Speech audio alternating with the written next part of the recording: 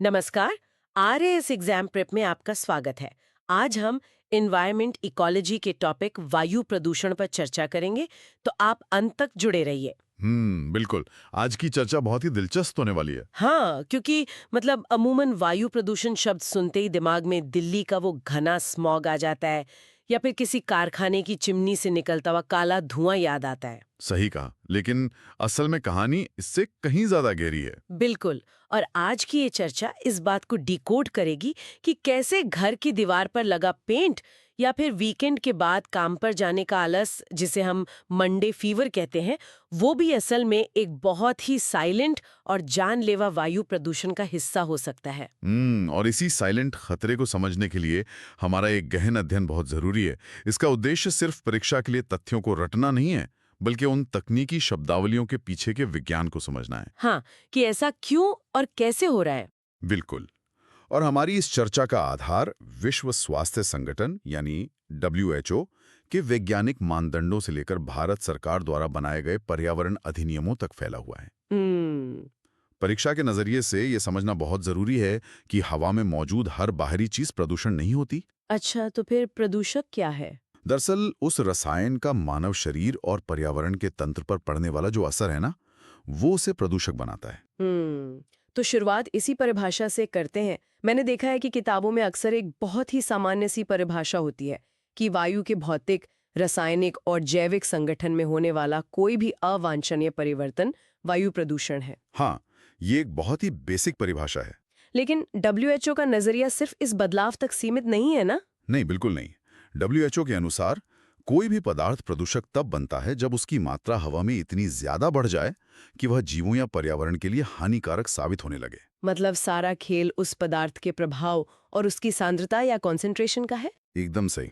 इसे ऐसे समझिए कि हवा में धूल के कुछ कण या गैसें हमेशा एक प्राकृतिक हिस्से के तौर पर मौजूद रहती ही हैं। हाँ, वो तो है ही। लेकिन जब वे हमारे श्वसन तंत्र को नुकसान पहुंचाने लगें या फिर पौधों में प्रकाश संश्लेषण की प्रक्रिया को ही रोक दें, तब वो प्रदूषण की श्रेणी में आते हैं।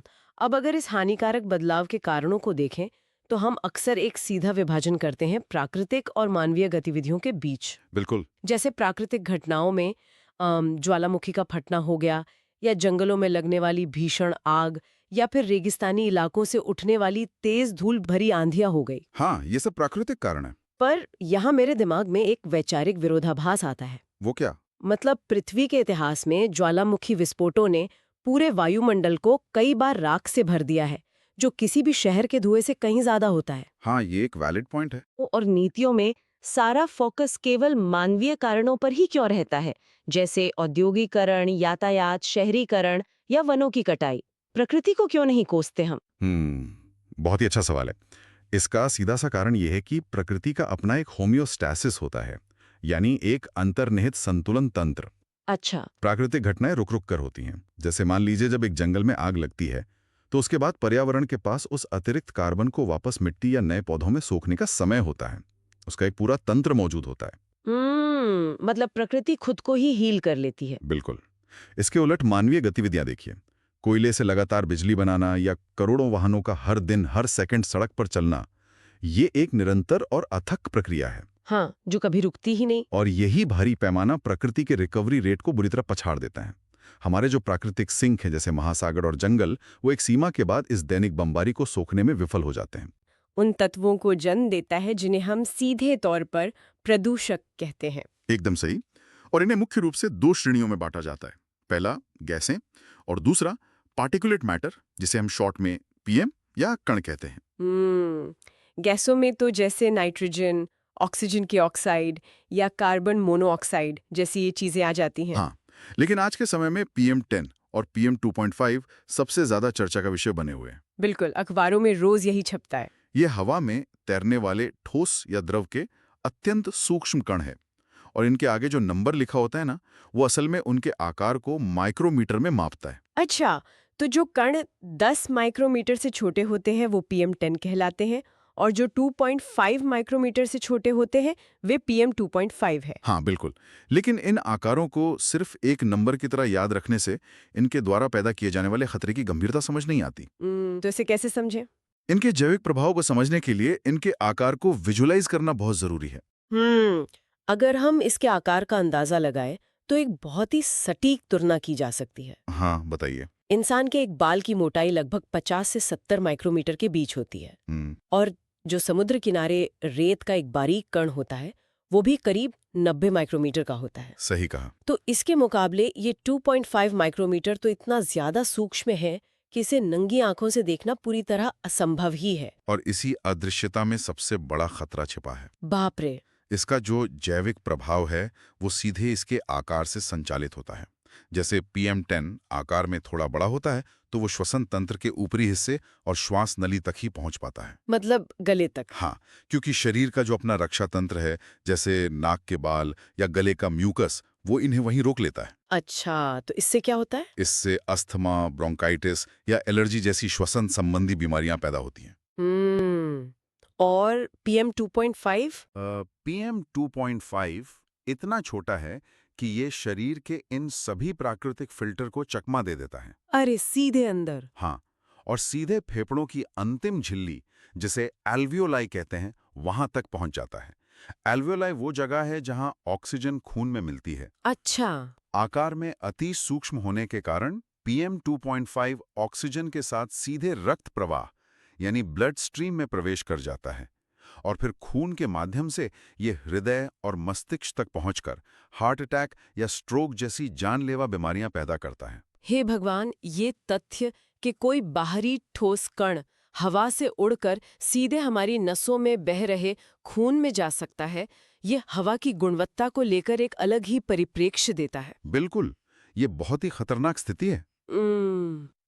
कणों की इस चर्चा को अगर हम कार्यस्थलों या उद्योगों की तरफ मोड़ें तो एक और गंभीर विषय सामने आता है, ऑक्यूपेशनल लंग डिजीज यानी व्यावसायिक फेफड़ों के रोग। हाँ, ये परीक्षाओं के नजरिए से बहुत महत्वपूर्ण टॉपिक है। कारखानों में उड़ने वाली विशिष्ट धूल कर्मचारियों के शरीर में जाकर अलग अलग तरह की बीमारियां पैदा करती है और अक्सर इसे मैच द फॉलोइंग के रूप में पूछा जाता है, जैसे सामान्य धूल से न्यूमोकोनियोसिस नामक रोग होता है। सही कहा। और इसके पीछे का विज्ञान शरीर की प्रतिरक्षा प्रणाली की विफलता से जुड़ा है। वो कैसे? जब किसी विशिष्ट उद्योग की धूल फेफड़ों में लगातार जमती है तो शरीर की प्रतिरक्षा कोशिकाएं, जिन्हें हम मैक्रोफेज कहते हैं, वो उन्हें बाहरी दुश्मन समझकर नष्ट करने की कोशिश करती हैं। लेकिन सिलिका या एस्बेस्टस जैसे अकार्बनिक तत्व नष्ट नहीं होते, बल्कि वो उल्टे इन प्रतिरक्षा कोशिकाओं को ही फाड़कर मार देते हैं। बाप रे, मतलब रक्षक ही मारे जाते हैं। हाँ, और इसके बाद फेफड़ों में एक घाव बनता है जो स्कार टिश्यू या फाइब्रोसिस में बदल जाता है। ये फेफड़ा को पत्थर जैसा सख्त बना देता है। पत्थर या कांच काटने के काम से उड़ने वाली सिलिका धूल से इसी तरह सिलिकोसिस रोग होता है। अच्छा। और एस्बेस्टोस कारखानों से एस्बेस्टोसिस और लोहे के कारखानों की धूल से सिडेरोसिस नामक रोग होता है। कृषि आधारित उद्योगों में भी ये खतरा कम नहीं है। मैंने पढ़ा है कि सूती वस्त्र उद्योग में काम करने वालों को कपास की धूल से बिसिनोसिस होता है। हाँ, और इसका एक और बहुत ही दिलचस्प नाम है। क्या? इसे मंडे फीवर भी कहा जाता है। Monday fever? हाँ। अरे वाह, ये तो वीकेंड वाले आलस जैसा नाम लग रहा है। सुनने में वैसा ही लगता है, लेकिन असल में इसका कारण ये है कि अक्सर वीकेंड के बाद जब कर्मचारी वापस उस धूल भरे माहौल में जाते हैं तो उनके शरीर का हिस्टामिन रिएक्शन बुखार, सीने में जकड़न और सांस फूलने के रूप में सामने आता है। ये तो बहुत तकलीफदेह है। और कोयला खदानों का क्या? कोयला खदानों में काम करने वालों को कोयले की धूल से एंथ्राकोसिस होता है, जो लंबे समय में उनके गुलाबी फेफड़ों को पूरी तरह से काला कर देता है। सच में ये ऑक्यूपेशनल खतरे बहुत डरावने हैं। अच्छा, औद्योगिक प्रदूषण में एक और सूक्ष्म कण का जिक्र करना बहुत जरूरी है, जो है फ्लाई ऐश। बिल्कुल, फ्लाई ऐश बहुत ही अहम विषय है। ये मुख्य रूप से जो तापीय विद्युत संयंत्र होते हैं, थर्मल पावर प्लांट्स, उनमें बिजली बनाने के लिए जब कोयला जलाया जाता है तो उसके बाद चिमनी से निकलने वाली अत्यंत हल्की राख है। हाँ, और इसका वजन इतना कम होता है कि ये गुरुत्वाकर्षण को मात देकर हवा में लंबे समय तक और कई किलोमीटर दूर तक तैरती रहती है। और इसमें खतरनाक तत्व भी तो होते हैं ना? बहुत खतरनाक। इसकी रासायनिक संरचना में एल्यूमिनियम और सिलिका के साथ साथ सबसे खतरनाक रूप से आर्सेनिक और पारा यानी मरकरी जैसे भारी धातु पाए जाते हैं। आर्सेनिक और पारा तो तंत्रिका तंत्र यानी नर्वस सिस्टम के लिए धीमे जहर की तरह काम करते हैं। एकदम सही। इसीलिए इस राख को हवा में जाने से रोकने के लिए आजकल कारखानों की चिमनियों में इलेक्ट्रोस्टैटिक प्रेसिपिटेटर यानी ईएसपी लगाए जाते हैं। हाँ, और एक अच्छी बात यह है कि जो राख इकट्ठी होती है उसका इस्तेमाल अब पोर्टलैंड सीमेंट बनाने और मजबूत ईंटें या ब्लॉक बनाने में हो रहा है।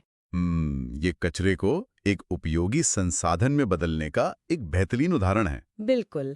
लेकिन भारी धातुओं की बात निकली है तो सीसा यानी लेड का जिक्र आना तो स्वाभाविक है। हाँ, लेड प्रदूषण बहुत आम है। बैटरी निर्माण, दीवारों के पेंट, हेयर डाई और पुराने जमाने में तो सिंदूर में भी इसका इस्तेमाल होता था। पर मेरा एक सवाल है, सीसा शरीर के लिए इतना विषाक्त क्यों है? इसका कारण बहुत ही हैरान करने वाला है।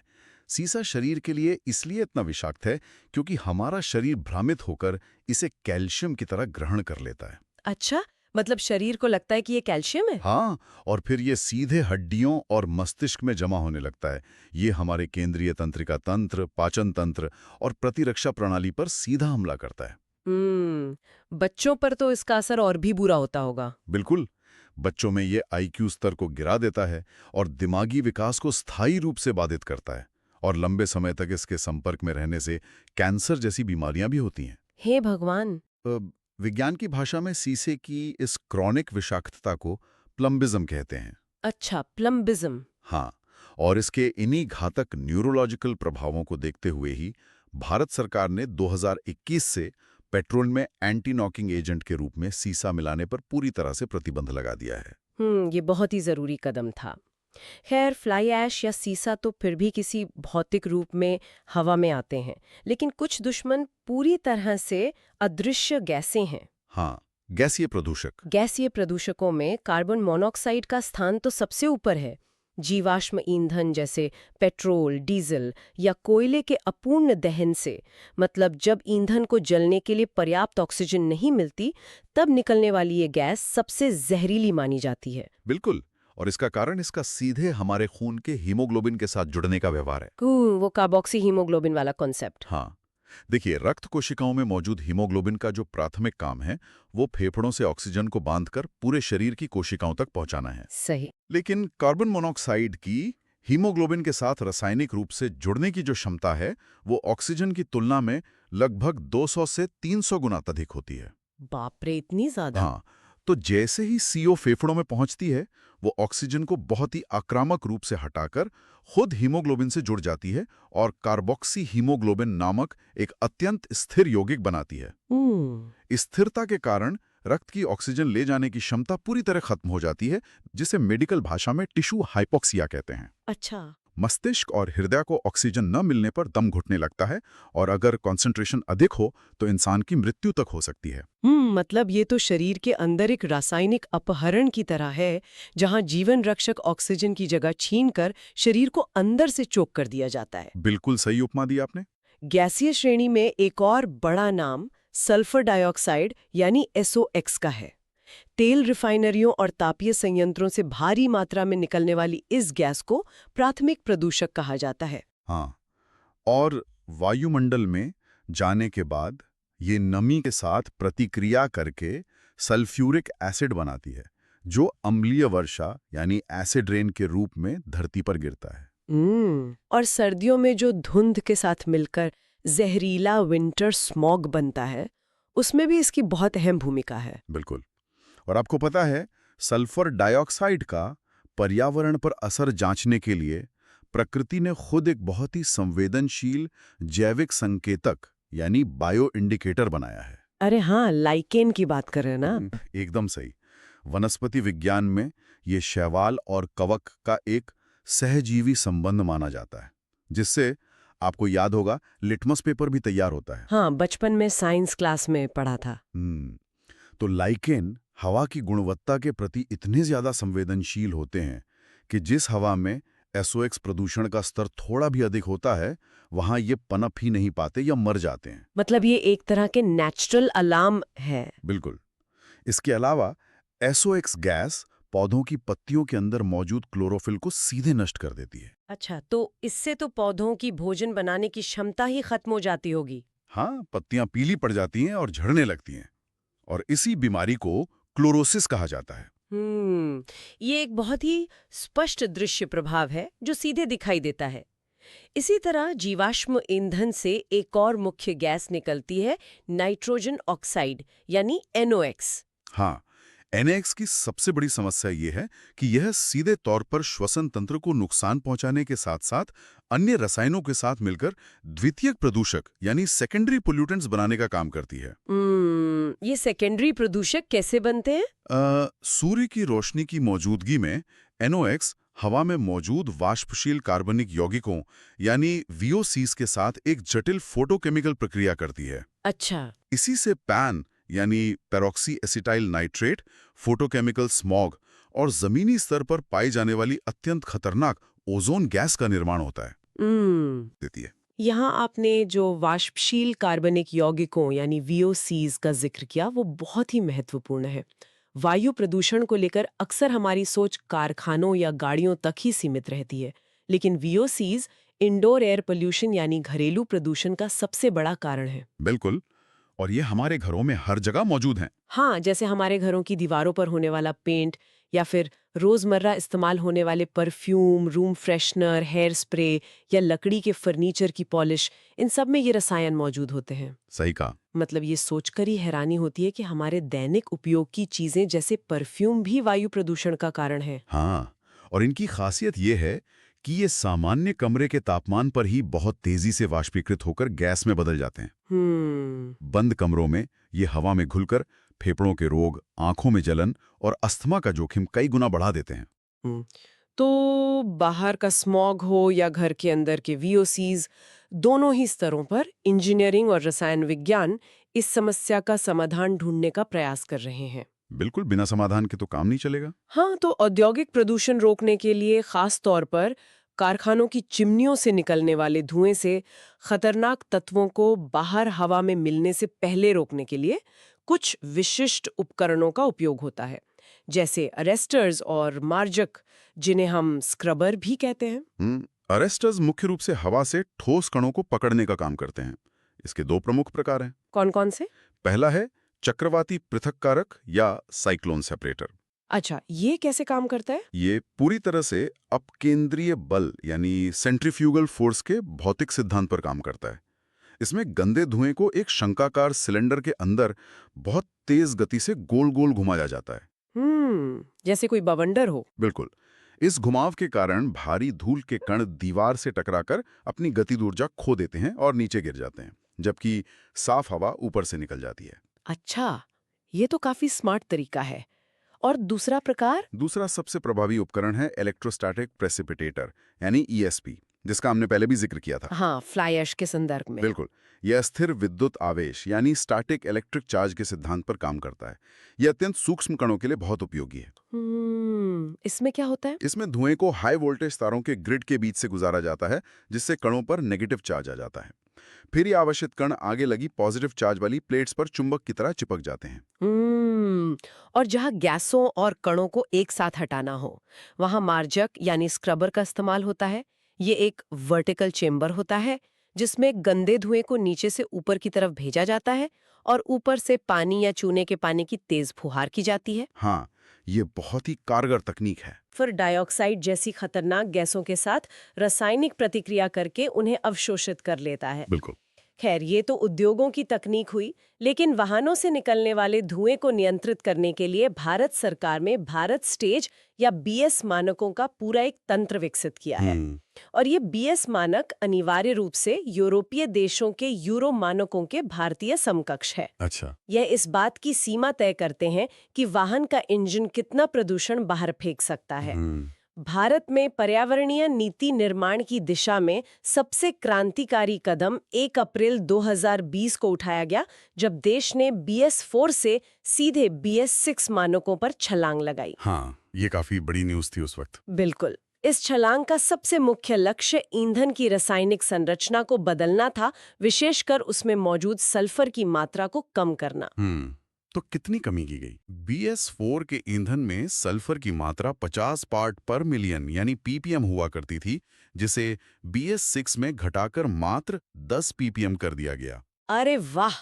सल्फर में इस भारी कटौती से प्रदूषण के स्तर में तो जबरदस्त गिरावट आई होगी। हाँ, आंकड़ों के अनुसार नए मानकों से डीजल वाहनों में पार्टिकुलेट मैटर 80% तक और नॉक्स 70% तक कम हो गया। हम्म। वहीं पेट्रोल वाहनों में भी नॉक्स उत्सर्जन में 25% की कमी देखी गई। और जो धुआं इंजन में पैदा होता है उसे साइलेंसर से बाहर आने से पहले कैटालिटिक कन्वर्टर नामक उपकरण से गुजारा जाता है ना। एकदम सही।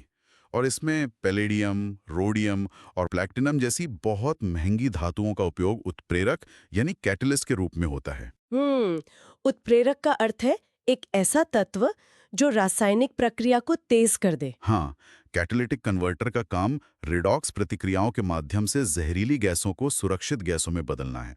ये काम कैसे करता है?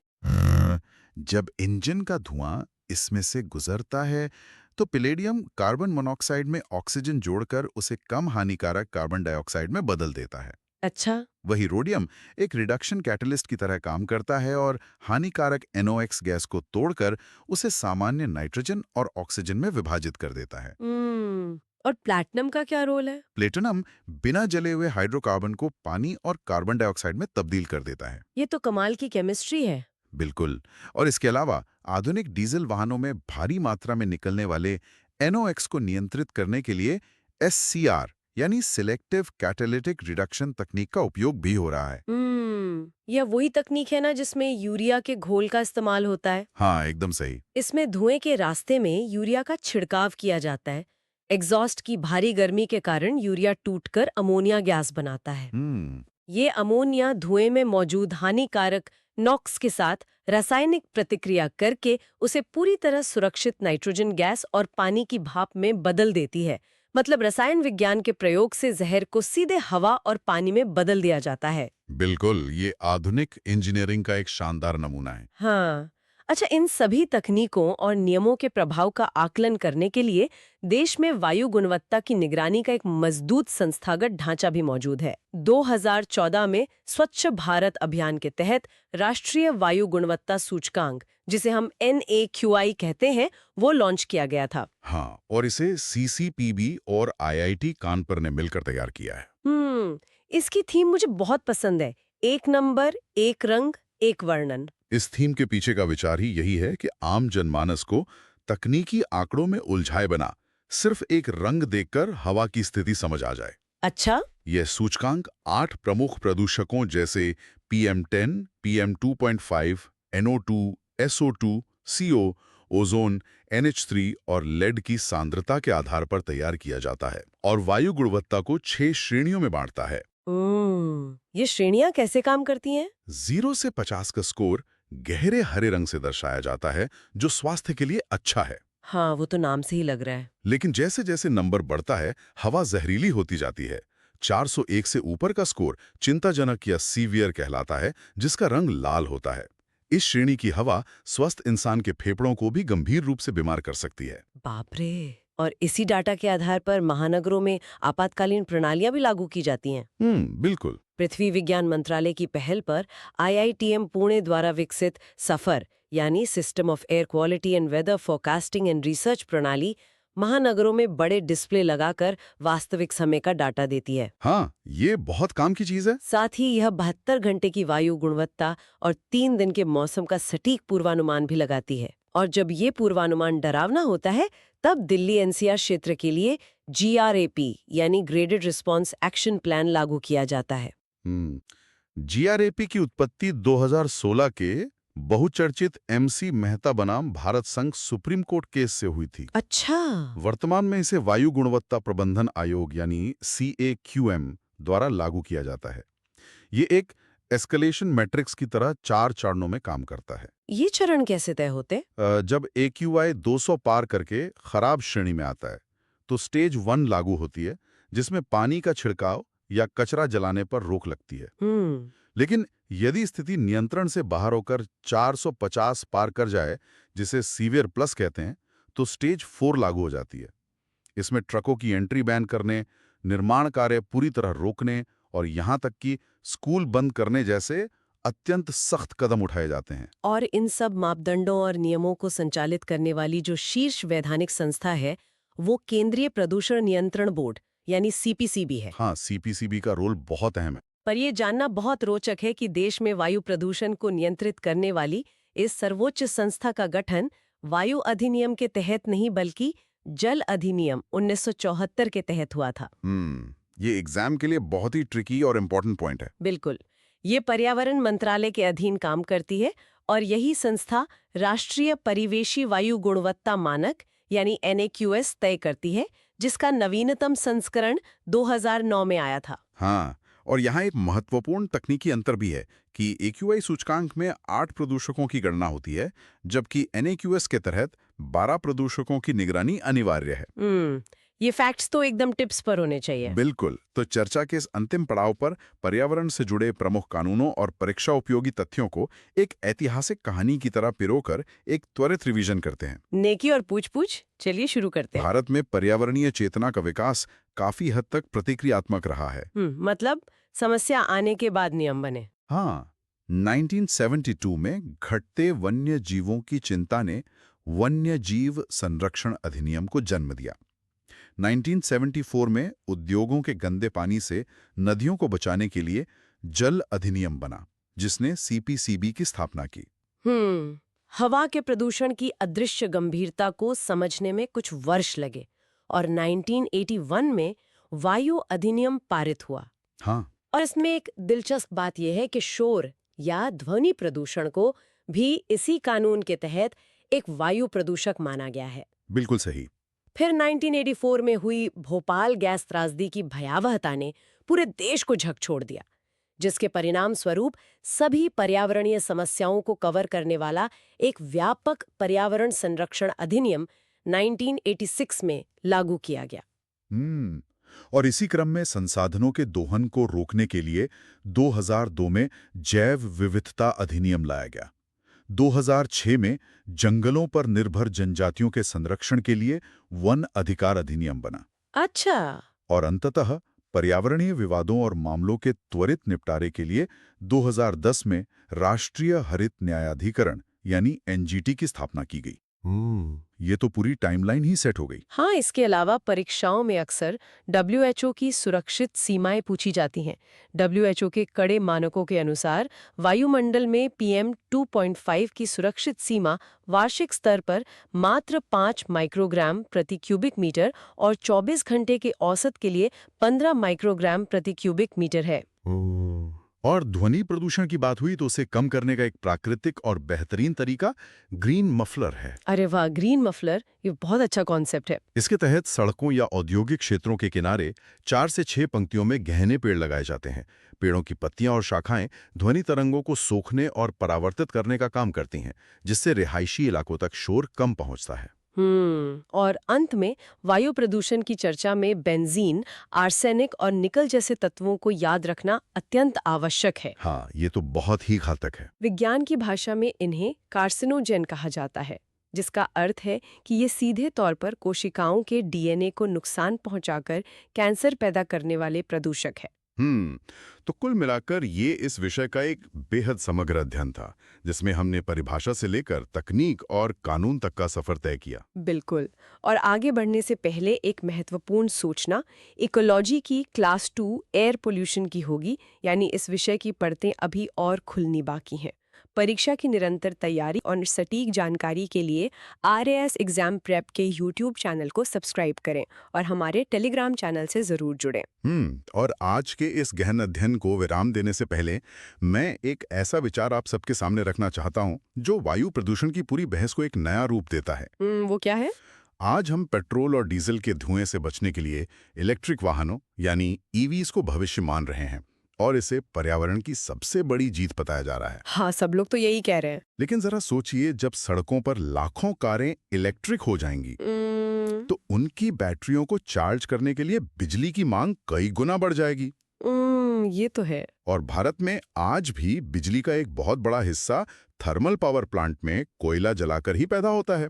अच्छा, हाँ, ये बात तो सोचने वाली है। तो क्या हम सिर्फ शहर की सड़क का धुआं कम करके उसे फ्लाई ऐश और कार्बन उत्सर्जन के रूप में दूर दराज के गांवों और पावर प्लांट के आसपास ढकेलने वाले हैं? प्रदूषण वास्तव में खत्म हो रहा है या हमने सिर्फ उसकी जगह बदल दी है?